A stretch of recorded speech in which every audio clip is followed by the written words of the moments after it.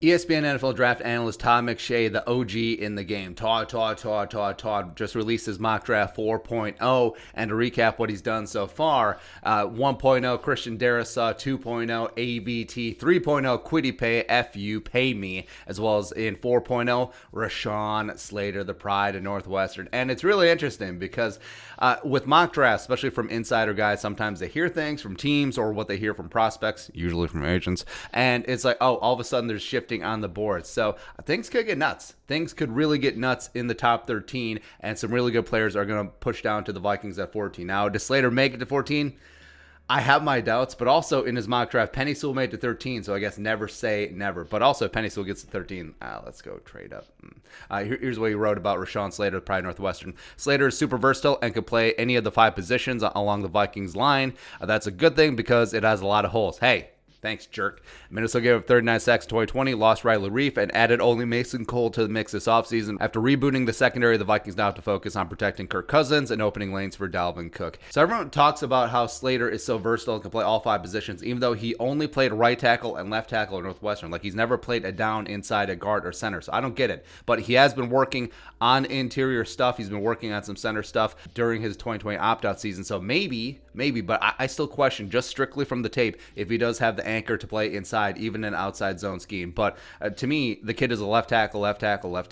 He's got rare traits, and it's a lot like Ezra Cleveland. It's like, why are you just taking a guy who's built to play one position? I just put him in another one. Just play him inside a guard. It's like using a Ferrari to tow a boat. Doesn't make sense. But let's talk about Rashawn Slater today. Background: 21 years young, 6'4", 304, former 3-star recruit from Sugar Land, Texas. His father is Reggie Slater, who had a cup of coffee with the Timberwolves back in the day.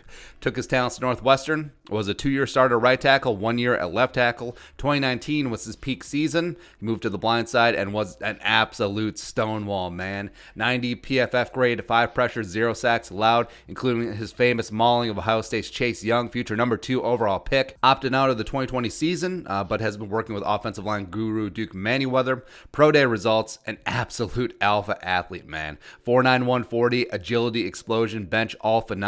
And that's number 1. He is a dynamic athlete, and he does have short area quickness, which is elite. He can operate in a phone booth. His footwork is up there with Darrisaw as the best in this draft. Remember, Penny Sewell is all about raw potential and horsepower. But Slater, I mean, he could be a ballerina if he wants to. Like, if he wants to join the Barishnikovs or whatever they're called, yeah, he can get after that.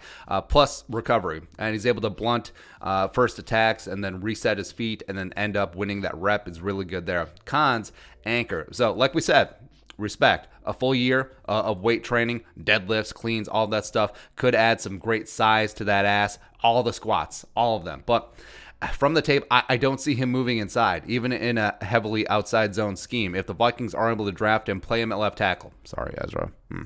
Length. So 33-inch arms are very short for tackle standards, but you've seen left tackles work with shorter arms before. You look at Joe Staley. He's a very famous example. Riley Reef only had 33-and-a-quarter-inch arms, I believe. Like we said, if he was 6'7" with long arms like his dad, he would be a top 5 pick, and he would be the first offensive lineman taken. Positionless. I mean, teams may dock him at left tackle because of the length, but I do worry about his anchor inside.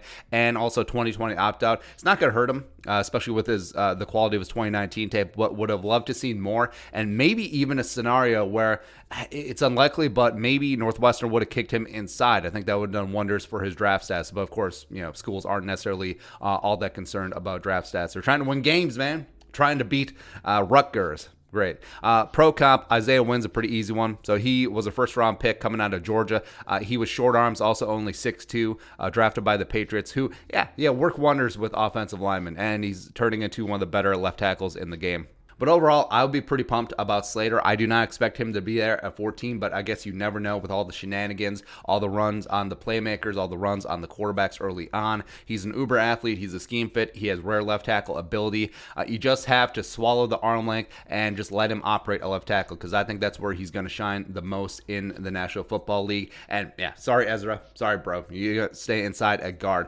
But if given the choice, I would still take Darrisaw over him. And it's not like a giant chasm. It's a 1A 1A, it's a 1B. But because of Darrisaw's size, length, as well as Darrisaw has a little bit more diesel in the power running game, yeah, I will go with the pride of Virginia Tech. But the Vikings come away with Rashawn Slater at 14. Yeah, you cannot complain at all. Left to right, you got Slater, you have Ezra Cleveland, you have Bradbury, you have Oli Udo or rookie TBD, because remember, you can circle back day 2, day 3, and then also you got the real deal Brian O'Neill at right tackle. That's the makings of a really good, really athletic, really phenomenal offensive line, and again, I would certainly be fine with that. But your thoughts, Todd McShay, Mock Draft 4.0, Rashawn Slater, come on down. Stay in the purple. Let us know in the comment section below. Subscribe for daily Vikings takes while I support that work. Post on the Venmo, but until next time, Skol, production value.